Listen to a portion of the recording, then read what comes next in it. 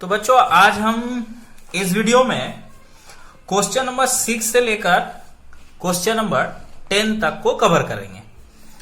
और पिछले वीडियो में 1 से लेकर 5 तक के क्वेश्चन को एक्सप्लेन किया जा चुका है। आज हम लोग 6 नंबर क्वेश्चन से स्टार्ट करते हैं। सबसे पहले इस 6 नंबर क्वेश्चन में क्या लिखा हुआ है देखें आप लोग भी। 3 साथी क्रमशः 8,000 रुपया, 10,000 रुपया और 12,000 रुपया एकत्र करके तथा बैंक से कुछ रुपया उधार करके एक व्यवसाय शुरू किए। वर्ष के अंत में 13,400 रुपया लाभ पाए। उस लाभ में से बैंक का एक वर्ष का किस्त 500 रुपया जमा करने के बाद शेष लाभ को वे लोग आपस में मूलधन के अनुपात में बांट लिए। तो लाभ के रूप में किसको कितना रुपए मिला। तो सबसे पहले बच्चों यहां पर जो तीनों साथियों का मूलधन दिया गया है इसका अनुपात को निकालना है ना। अब सवाल ये है कि ये तीनों साथी आपस में मिलकर और साथ ही साथ बैंक से कुछ रुपया उधार लेकर एक बिजनेस स्टार्ट करते हैं और बिजनेस से उन्हें 13,400 रुपये का लाभ हुआ। अब इस लाभ में से वो लोग करते क्या है कि बैंक का जो इंस्टॉलमेंट होता है, किस्त होता है 5,000 रुपया, वो चुका देते हैं। मतलब 13,400 रुपया में से 5,000 रुपया निकल गया है ना। अब इससे 5,000 रुपया निकलने के बाद जो बचा, उस बचे हुए रुपये को ये लोग अपने मूलधन के अनुपात में बांटते हैं। तो आशा करते हैं कि ये समझ में आ गया होगा। चलते हैं, आप लोगों को आधा मैं बता देता हूं, आधा आप लोग स्वयं कर लीजिएगा। तो यहां पर जो सवाल है कुछ इस तरह से, ये रहा सवाल। यहां पर तीनों मित्रों का मूलधन का अनुपात,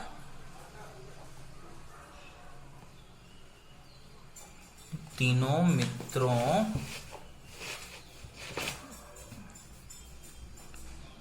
के मूल धन का अनुपात है ना। तो एक कितने कितने लगाए हैं, 8,000 अनुपात 10,000 अनुपात 12,000 है ना। तो यहां ये 3 जीरो से ये सभी कट गए और साथ ही साथ ये 2 से सारे के सारे कट जा रहे हैं। 2 चौके 8, 2 पचे 10, 2 छके 12। तो ये रहा अनुपात। अब जैसा कि जानते हैं अनुपात आ गया तो अनुपातिक योग भी निकालना होता है। तो 4 + 5 + 6, 6 × 5 = 11, 4 15। ये रहा अनुपातिक योग। अब बच्चों वार्षिक लाभ कितना हुआ है यहां पर, वार्षिक लाभ 13,400 है ना। वार्षिक लाभ जो है वो 13,400 रुपया हुआ है ना। और जो बैंक का किस्त है वो है 5,000। यहां पर 13,400 रुपया हो गया वार्षिक लाभ। अब यहां बैंक, यहां लिखेंगे बैंक का किस्त 5,000 रुपया चुकाने के बाद शेष लाभ बराबर 13,400 माइनस 5,000 रुपया है ना। तो उस हिसाब से ये 8,400 रुपया ये हो गया शेष लाभ। अब इस लाभ को ही बच्चों ये लोग तीनों मित्र आपस में अपने मूलधन के अनुपात में बांट लेते हैं। तो उस हिसाब से पहले मित्र को प्राप्त लाभ, तो जो लाभ बचा है बच्चों उन लोगों के पास 8,400 रुपया ही ना है। इस 8,400 रुपया को ये पहला मित्र का जो अनुपातिक भाग हुआ वो 4/15 है ना, 4/15। तो यदि हम इसे काटते हैं 15 से, ये वाला कटा 560 बार में।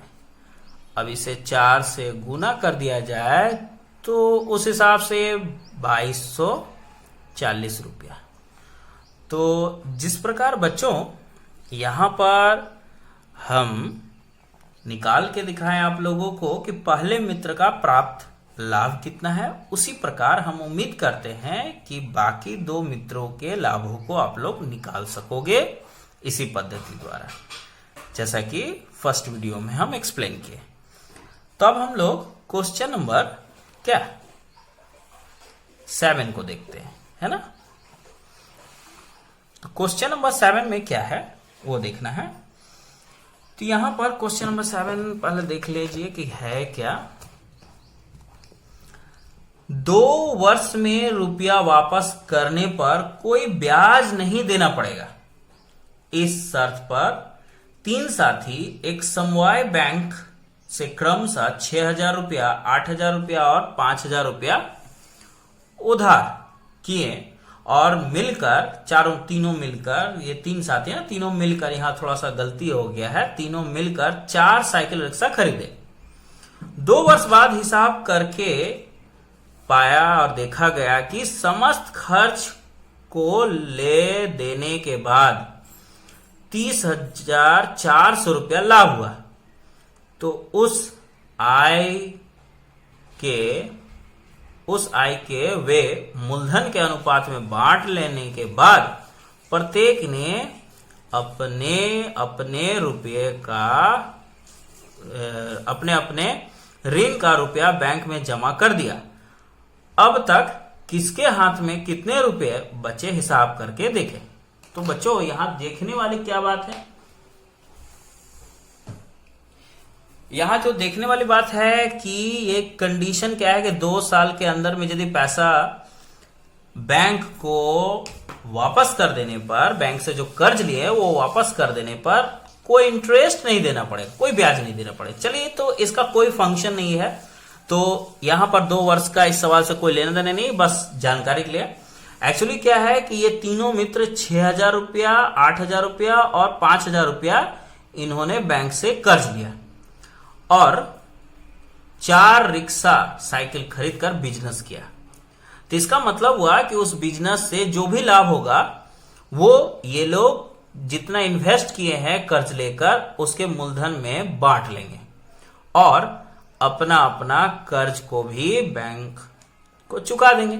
इसका मतलब सबसे पहले हमको ये निकालना है कि 30,400 रुपया को ये लोग अपने मूलधन के अनुपात में बांटेंगे। तो किसको पहले कितना कितना रुपया मिला वो पहले निकालते हैं ना। तो यहां तीनों मित्रों का मूलधन निकाल लेते हैं।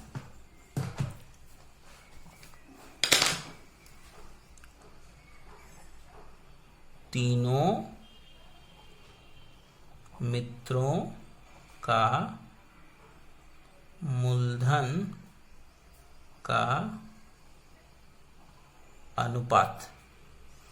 तो यहां पर तीनों मित्रों का मूलधन का अनुपात यदि देखा जाए तो वो अनुपात क्या है, यहां 6,000 रुपया अनुपात 8,000 रुपया अनुपात 5,000 रुपया, है ना। ये 3 जीरो से ये कट गया, बच क्या गया 6:8:5, क्योंकि ये तीनों फिर एक ही अंक से नहीं कट रहे हैं, इसीलिए ये हो गया, है ना। अब अनुपातिक योग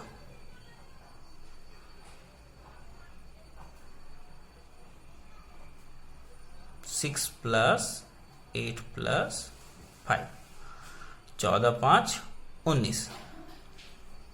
तो ये हो गया अनुपातिक योग। अब कुल वार्षिक लाभ कितना है, वार्षिक लाभ है ना कि 2 वर्ष बाद लाभ हुआ है, तो कुल लाभ ही लिखना काफी है। कुल लाभ यदि देखा जाए तो 30,400 रुपया है। अब इस लाभ को तीनों मित्र आपस में पहले बांट लेते हैं, है ना। तो उस हिसाब से पहले मित्र का लाभ में हिस्सा, तो लाभ कितना है 30,400 रुपया है ना। और इसका जो अनुपातिक होगा भाग वो ये पहला मित्र का 6/19। तो यहां पर 30,400 रुपया को हम लोग भाग लगाएंगे 19 से, तो पाएंगे 1600, और 1600 को 6 से गुना कर देने से यहां पर क्या मिला 9,600 रुपया है ना।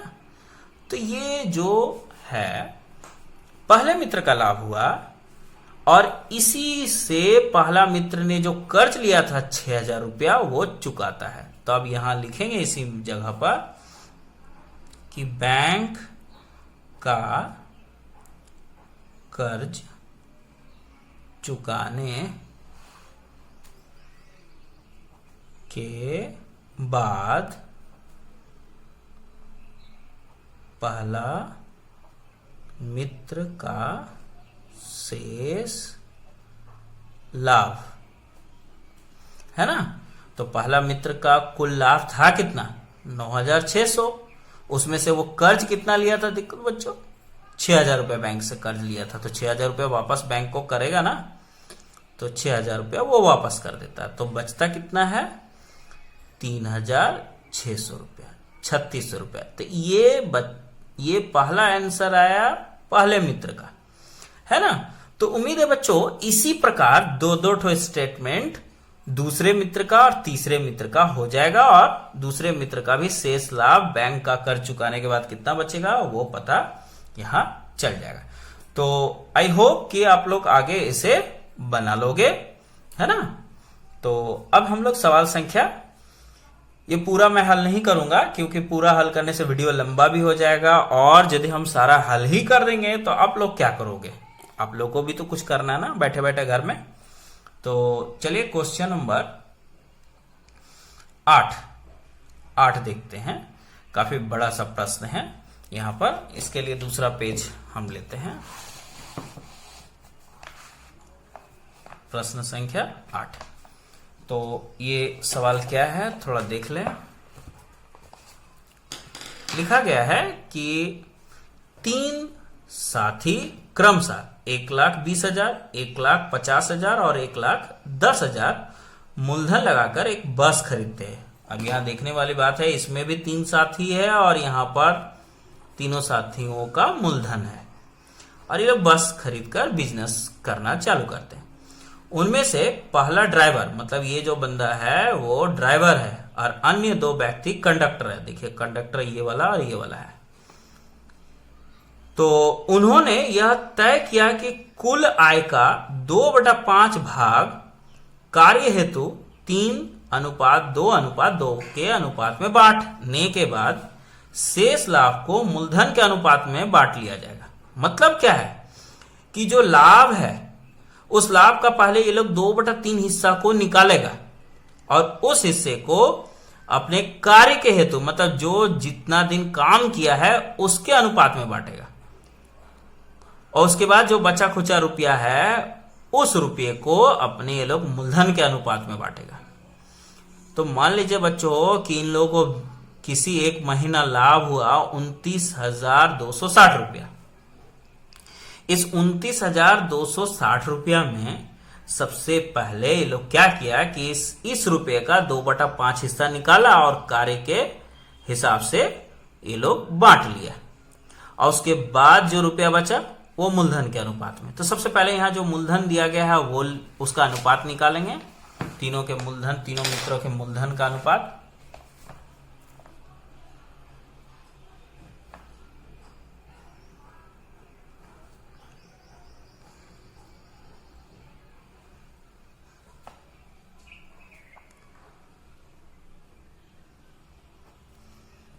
तीनों मित्रों का मूलधन का अनुपात है ना। क्या क्या है यहां देखें, 1,20,000 अनुपात 1,50,000 अनुपात 1,10,000 रुपया। ये रहा 1,10,000। तो इसको सबसे पहले यहाँ पर सभी में 4 जीरो है, ये 4 जीरो कट जा रहा है, तो इस हिसाब से यहाँ पर 12 बच गया, यहाँ 15 और यहाँ 11 है ना। तो यहाँ पर जो देखने वाली बात है कि 12, 15 और 11 ये किसी भी एक संख्या से कोई कटने वाला तो है नहीं, तो यहाँ पर 12:15:11। अब इसका अनुपातिक योग निकालें।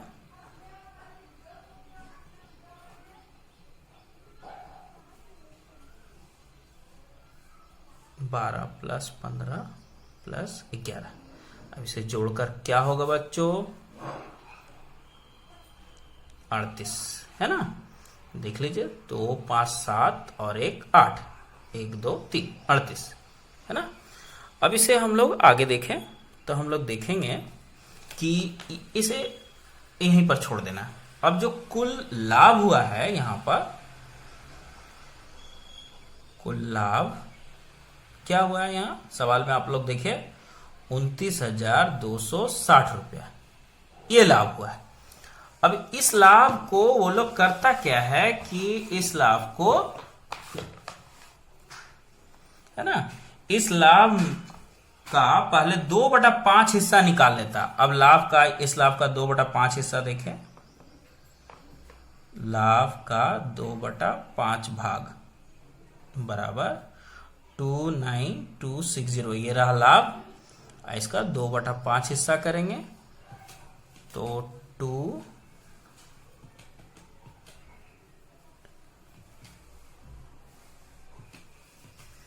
तो ये वाला यहां पर कटा 5852 है ना, 5852। अब इसे गुना कर देना है 2 से, तो ये मिलेगा 11704। तो ये जो रुपया आया बच्चों 11,704 रुपया, ये रुपया को ये लोग क्या करने वाला है, 2/5 हिस्सा कार्य के हेतु, माने कार्य है ना, 11,704 रुपये को कार्य हेतु 3:2:2 में बांटने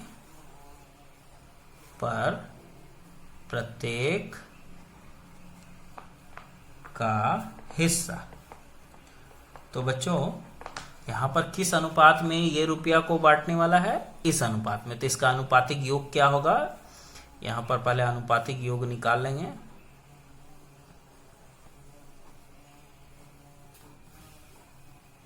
थ्री प्लस 2 + 2 7 ये रहा। तो उस हिसाब से यहां पर 11,704 रुपए में पहला व्यक्ति कौन था बच्चों? तो पहला व्यक्ति यहां पर ड्राइवर था। ड्राइवर, रुपया में ड्राइवर का हिस्सा।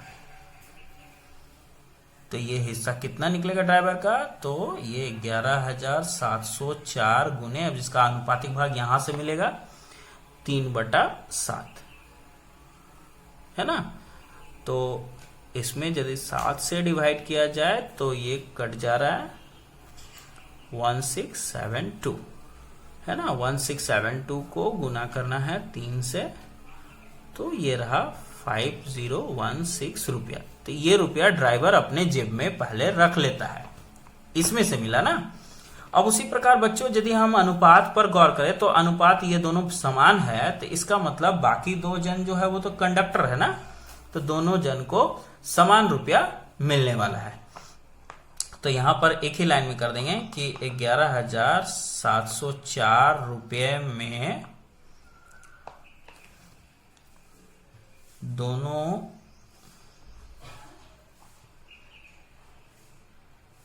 कंडक्टरों, है ना, 11,704 रुपये में दोनों कंडक्टरों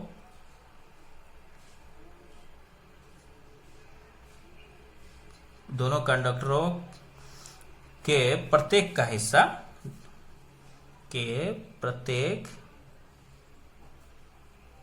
हिस्सा, है ना, क्योंकि अनुपात बराबर है बच्चों, इसीलिए हम एक ही साथ निकाल दे रहे हैं। यदि ये दोनों अनुपात अलग अलग होता तो हम अलग अलग लिखते हैं, पहला कंडक्टर का हिस्सा दूसरा कंडक्टर का हिस्सा, ऐसे लिखना पड़ता। लेकिन यहाँ पर अनुपात एक जैसा है, मतलब पहला कंडक्टर को जो मिलेगा वही यहाँ, इसीलिए हम प्रत्येक का हिस्सा लिख दिए हैं।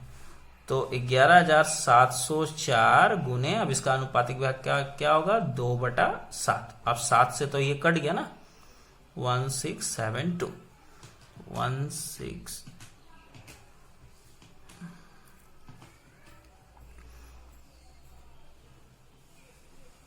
तो 3,344 रुपया। तो ये रुपया कंडक्टर लोग पहले अपना दोनों कंडक्टर इतना करके रख लिया, है ना।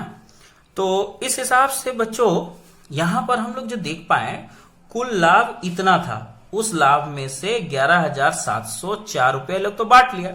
अब जो शेष लाभ बचा वो शेष लाभ क्या है, यहां लिखेंगे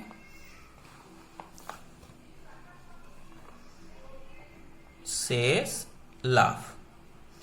कुल लाभ कितना था, 29,260 रुपया, उसमें से ये लोग कितना बांट लिया, 11,704।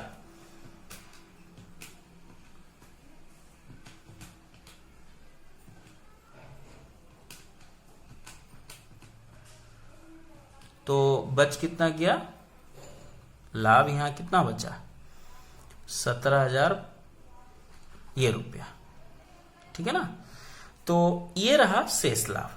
इस शेष लाभ को ये लोग मूलधन के जो अनुपात है, यहां पर मूलधन देखिए तो क्या है, मूलधन है ना, मूलधन के अनुपात में बांटते हैं इस रुपए को 17,000। तो उस हिसाब से बच्चों यदि इस रुपये को मूलधन के अनुपात में बांटेंगे और साथ ही साथ ये लोग पहले से इतना रुपया करके जेब में रखा है, तो ड्राइवर का कुल यदि लाभ देखें, कुल यहां एक वर्ड इस्तेमाल कर रहे हैं, ड्राइवर का कुल लाभ। तो ये कुल जो वर्ड इस्तेमाल किए हैं इस पर फोकस किए, क्यों हम कुल वर्ड इस्तेमाल किए हैं यहां पर वो देखिए। तो सबसे पहले ये जो शेष लाभ है 1,7,556, इसको अपना मूलधन के अनुपात, तो इसका मूलधन का जो अनुपातिक भाग होगा वो ऊपर में देखना है, यहां पर मिलेगा ये 12/38, है ना। तो ये 12/38 यहां लिख देंगे, 12/38।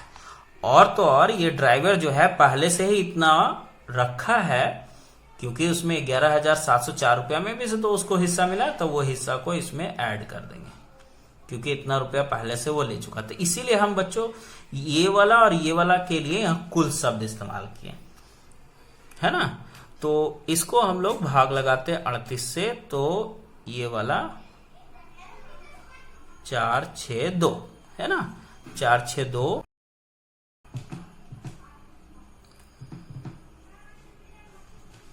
इसे मैं 462 इसे गुना करता हूं 12 से, तो ये 12 से गुना करने पर क्या मिला, ये 5,544 प्लस 5016। अब इसमें प्लस कर देना है 5, तो ये आ गया 10560। ये रुपया आया कुल मिलाकर ड्राइवर को प्राप्त रुपया। तो बच्चों इसी तरह हम कंडक्टर का भी निकाल सकते हैं ना। तो यहां लिखेंगे कंडक्टर, है ना, कंडक्टर का प्रत्येक का लाभ, प्रत्येक का कुल लाभ। तो बच्चों यहां पर जो देखे तो प्रत्येक नहीं होगा, क्योंकि यहां पर जो मूलधन लगाया है वो अलग अलग है। देखिए यहाँ मूलधन का है ना, मूलधन लगाने का जो है वो अलग अलग लगाया, तो यहाँ प्रत्येक लिखना गलत होगा, तो इसे हमको काटना पड़ेगा। तब यहां पर हम लिखेंगे ये वर्ड, एक वर्ड जोड़ेंगे, पहला कंडक्टर का कुल लाभ। तो सबसे पहले ये जो शेष लाभ है वो कितना है, 17,556 गुना, और यहां पर यदि इसका अनुपातिक भाग देखें, मूलधन का अनुपातिक भाग, तो ऊपर चलते हैं, यह 15/38 है ना, तो वो यहां पर लिखेंगे 15/38। 38, है ना। और कंडक्टर देखिए बच्चों, उसको यहां से भी कुछ रुपया 11,704 रुपया से भी ये लोग 3344 रुपया रखे हैं। तो उम्मीद है बच्चों कि ये चीज को आप लोग हल कर सकते हैं। तो इसी प्रकार हम लोग दूसरा कंडक्टर का कुल लाभ लिख सकते हैं, है ना, और आगे बढ़ सकते हैं। दूसरा कंडक्टर का अनुपातिक भाग यहाँ चेंज हो जाएगा और दूसरा कंडक्टर भी इतना रुपया पहले से रखा तो ये ऐड उसमें भी हो जाएगा। तो उम्मीद है कि ये सवाल आप लोग को समझ में आ चुका है और इसके बाद आप लोग स्वयं इसे बना सकते हैं। अब हम लोग प्रश्न संख्या 9 पर ध्यान देंगे, है ना। प्रश्न संख्या 9 है क्या, देखिए तो क्या है।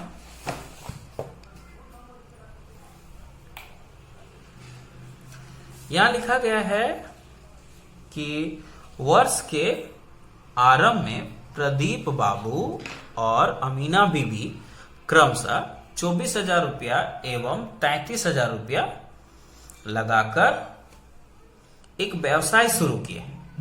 5 महीने बाद प्रदीप बाबू और 4,000 रुपया मूलधन के रूप में लगाए। एक वर्ष के अंत में 27,716 रुपया लाभ हुआ तो किसको कितना लाभ मिलेगा। बच्चों ये सवाल कुछ अलग है। अभी तक जितने भी सवाल आप लोग बनाए हैं उसमें क्या था कि किसी भी सवाल में ऐसा नहीं लिखा हुआ था कि कोई भी व्यक्ति बिजनेस में शुरू में पैसा लगाया फिर 5 महीने बाद या 4 महीने बाद पैसा लगाया, ऐसा कुछ नहीं था। तो इसे हम लोग कुछ इस तरह से बनाते हैं।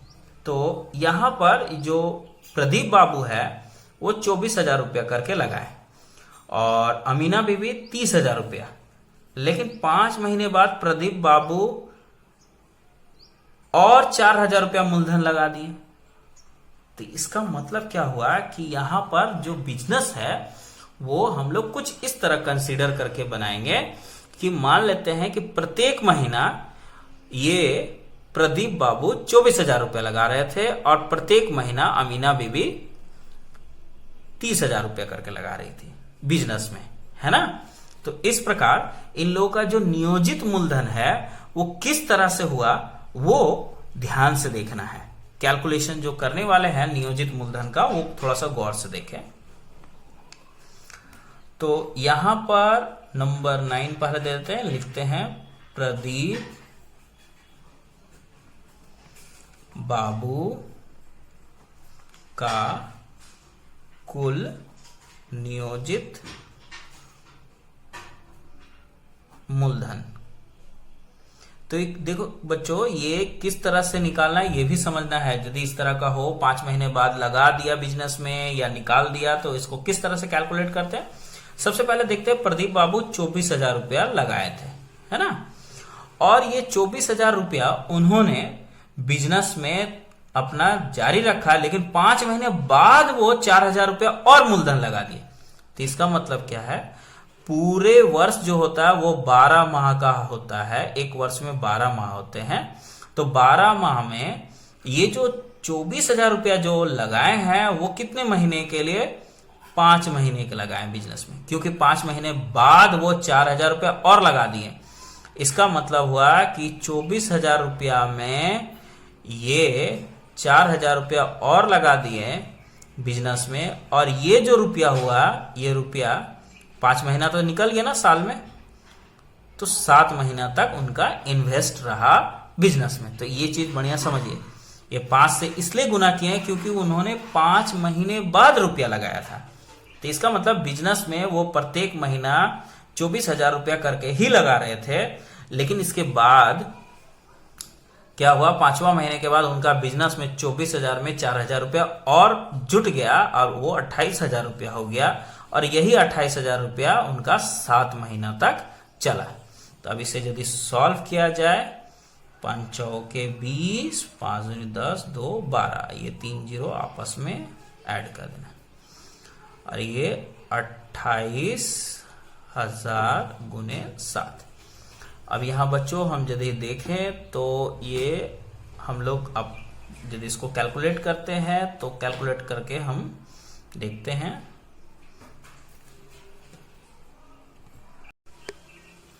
तो बच्चों इसको जब कैलकुलेट करेंगे तो सबसे पहले तो ये दोनों को यदि ऐड किया जाए तो यहाँ पर इन दोनों को गुना करके ये आया। अब इन दोनों को ऐड करेंगे तो 316,000।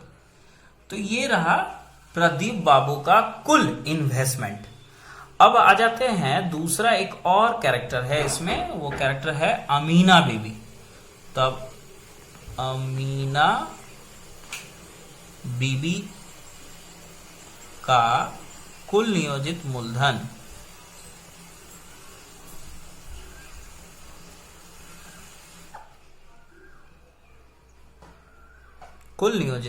तो अमीना बीबी देखिए बच्चों यहां पर क्या है कि अमीना बीबी 30,000 रुपया ही लगाई थी बिजनेस में, और इनका जो लगाया गया 30,000 है वो कुछ ना निकालती है ना और उसमें कुछ जोड़ती है। तो मतलब क्या है कि ये 30,000 रुपया जो है इनका वो 12 महीनों तक बिजनेस में बना रहा।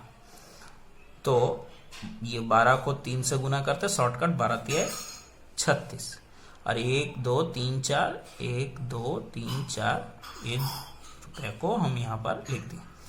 अब बच्चों यहाँ पर यदि आगे देखें तो अब दोनों का नियोजित मूलधन का अनुपात निकाला जा सकता है ना, दोनों के मूलधनों का अनुपात। तो चलिए निकालते हैं अनुपात। तो ये हो गया 316,000 अनुपात 36,1,2,3,4 ये 3 जीरो से ये 3 जीरो कट जाता है। अब बच्चों यहाँ पर काफी बड़ा और लगता है काफी मुश्किल भरा अंक आ गया है। तो इसके बाद आप लोगों को क्या करना है वो मैं बता देता हूं, है ना। इस अनुपात को और काट के छोटा करके यहां निकालना है, अनुपातिक योग निकालना है। और अनुपातिक योग निकालने के बाद देखिए तो इस प्रश्न में क्या दिया गया है, इस प्रश्न में लाभ दे दिया है। यह रहा लाभ, कुल लाभ। अब इस लाभ को अनुपातिक भाग में मूलधन के अनुपात में बांटकर आप लोग इसका निकाल सकते हो, ये हमें पता है। क्योंकि हम जो मेन था यहां पर हल सॉल्यूशन वो कंफ्यूजन को मैं यहां पर क्लियर कर दिया है ना। तो ये वाला चीज को यहां पर मूलधन यहां पर है, इस मूलधन को आगे काट के आप लोगों को मूलधन का अनुपात निकालना है और कुल लाभ प्रश्न में दे दिया गया है और उस लाभ को मूलधन के अनुपात में आप लोग बांट लेना, है ना। तो बच्चों अब सवाल संख्या हम लोग 10 देखते हैं, है ना। 10 में क्या लिखा हुआ है थोड़ा पढ़ लेते हैं। यहां पर क्या है देखिए, ये भी 9 का ही जैसा मिलता जुलता है। यहां पर नियामत चाचा एवं करबी बहन क्रमशः 30,000 रुपया और 50,000 रुपया मूलधन लगाकर एक संयुक्त व्यवसाय शुरू किए, मतलब पार्टनरशिप बिजनेस। अब यहां पर जो गौर करने वाली बात है वो ये है कि 6 महीने के बाद नियामत चाचा और बिजनेस में 4,000 रुपया लगा दिए, सॉरी 40,000 रुपया लगा दिए। मतलब क्या है कि 6 महीना तक उनका बिजनेस में 30,000 रुपया ही था, लेकिन अब उनके बिजनेस में 30,000 प्लस 40,000 और जुट गया। लेकिन वहीं दूसरी ओर करबी बहन जो है वो 50,000 रुपया लगाई तो थी, लेकिन 6 महीना के बाद बिजनेस से वो 10,000 रुपया निकाल लेती है। तो बच्चों जिस तरह इसका दोनों जन का नियोजित मूलधन का अनुपात निकाले थे, तो कुछ ऐसा इसमें भी हम नियोजित मूलधन का अनुपात निकालेंगे और इस लाभ को बांटेंगे और पता चल जाएगा कि किसको कितना रुपया मिला है। चलिए सबसे पहले हम लोग नियामत चाचा का नियोजित मूलधन निकालते हैं। नियामत चाचा का कुल नियोजित मूलधन, है ना। तो यहां पर नियामत चाचा जो है इनका यदि देखें नियोजित मूलधन, तो उन्होंने 30,000 रुपया शुरू में लगाया था और ये 6 महीना तक चला, क्योंकि बिजनेस में वो 6 महीने बाद ना 40,000 रुपया लगाया, तो मतलब 6 महीना तक यही रुपया उनका बिजनेस में लगा रहा। अब क्या हुआ कि 30,000 रुपया में और 40,000 रुपया उन्होंने जोड़ दिया, मन लगा दिया, और बाकी साल 6-6 12 महीना होता है ना, तो 6 महीना बाकी शेष। अब उम्मीद है बच्चों कि इसको आप हल कीजिएगा, इसको और इसको हल करके जिस तरह के क्वेश्चन नंबर 9 में किए थे, तो आपको एक यहां मूलधन प्राप्त हो जाएगा। ठीक इसी तरह हम यदि यहां पर करवी बहन की बात करें, करवी बहन का कुल नियोजित मूलधन है ना, तो इसमें यदि देखें बच्चों, तो करवी बहन जो है वो 50,000 रुपया बिजनेस में लगाई थी और ये 6 महीना तक उनका चला। लेकिन उसके बाद क्या हुआ कि उनके बिजनेस में ये 50,000 रुपया में से वो 10,000 रुपया निकाल लेती है, और ये जो निकाल कर जो पैसा बचा वो नेक्स्ट 6 महीना तक चलता है। तब बच्चों अब इसे और इसे हल करके जो आएगा वो रुपया आएगा करवी बहन का नियोजित मूलधन। तो इसके बाद आप लोग को सिंपली करना क्या है कि दोनों के मूलधनों का अनुपात आप लोगों को निकालना है। ये वाला मूलधन और ये मूलधन, दोनों के मूलधनों का अनुपात, दोनों के मूलधनों का अनुपात। तो बच्चों जो यहां पर आएगा हिसाब करके वो, और ये जो आएगा वो यहां पर हम लोग लिखेंगे अनुपात में, ये वाला रुपया और ये वाला, देखिए इंडिकेशन कर दिए, एक चिन्ह डबल चिन्ह। और उसके बाद जो यहां कुल लाभ दिया गया है, कुल लाभ क्या है यहां पर 19,000 रुपया है। अब इस रुपया को 19,000 रुपये को इस मूलधन के अनुपात में बांटकर ये प्राप्त कर लेना है कि नियामत चाचा और करवी बहन को कितना कितना रुपया मिला। तो उम्मीद है बच्चों आप लोग इसे सॉल्व कर लेंगे, ये हमें पता है। और जो इसके बाद के जो नेक्स्ट वीडियो होंगे, उस नेक्स्ट वीडियो में जरूर हम क्वेश्चन नंबर 11 से लेकर क्वेश्चन नंबर 15 तक को कवर कर देंगे, है ना। तो आज के लिए इतना काफी है, इसे आप लोग देखें, समझें और बनाने की कोशिश करें।